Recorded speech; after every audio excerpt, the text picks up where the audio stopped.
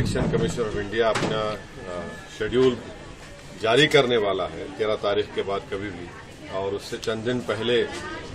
Election commissioner साहब गोयल साहब अपना इस्तीफा पेश करते हैं कि ये गलत तरीके से सुप्रीम कोर्ट के एक फैसले के खिलाफ जाकर हुकूमत चीफ इलेक्शन कमिश्नर और इलेक्शन कमिश्नर को अपॉइंट कर रही है। यानी आप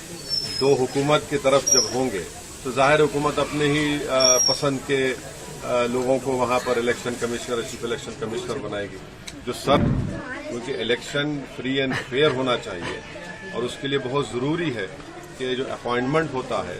वो भी आवाम को नजर आए कि भाई ये न्यूट्रल लोगों को अपॉइंट किया जा रहा है जो इलेक्शन को फ्री एंड फेयर भी कराएंगे। तो खैर ये बड़ा ताज्जुब खेज वाकया है, बड़ा ही शॉकिंग है कि इलेक्शन कमीशन ऑफ इंडिया अपना शेड्यूल जारी करने वाला है 13 तारीख के बाद कभी भी, और उससे चंद दिन पहले इलेक्शन कमिश्नर साहब गोयल साहब अपना इस्तीफा पेश करते हैं।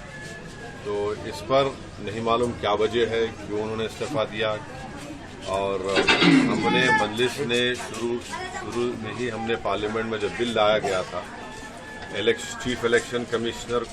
के अपॉइंटमेंट का और इलेक्शन कमिश्नर के अपॉइंटमेंट का, मैंने खुलकर कहा था कि ये गलत तरीके से सुप्रीम कोर्ट के एक फैसले के खिलाफ जाकर हुकूमत चीफ इलेक्शन कमिश्नर और इलेक्शन कमिश्नर को अपॉइंट कर रही है। यानी एक तो प्राइम मिनिस्टर होंगे उसमें, और दूसरी कमेटी के मेंबर होंगे एक मिनिस्टर,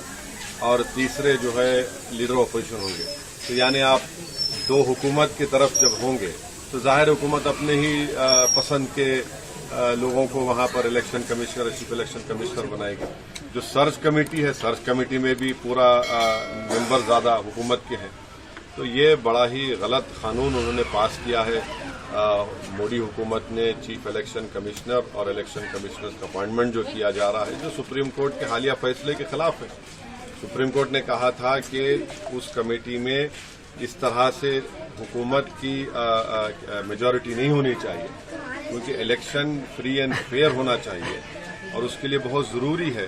कि जो अपॉइंटमेंट होता है वो भी आवाम को नजर आए कि भाई ये न्यूट्रल लोगों को अपॉइंट किया जा रहा है जो इलेक्शन को फ्री एंड फेयर भी कराएंगे।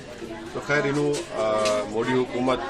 अपने गुरूर और तकब्बुर की हमेशा मुजाहरे करती आ रही है, और उनके पास 300 MP हैं, तो वो समझ रहे हैं कि वो सुप्रीम कोर्ट के फैसले के खिलाफ जाएंगे, मनमानी करेंगे। तो ये जो कानून पास किया गलत है। और आपका जो सवाल था कि इलेक्शन कमिश्नर साहब ने अपना इस्तीफा दिया, वो खुद बताएं तो बेहतर होगा, या हुकूमत बताए कि ऐन इलेक्शन से पहले नोटिफिकेशन जारी करने से पहले उनका इस्तीफा क्या है, ये बड़ा माने खैज है या फिर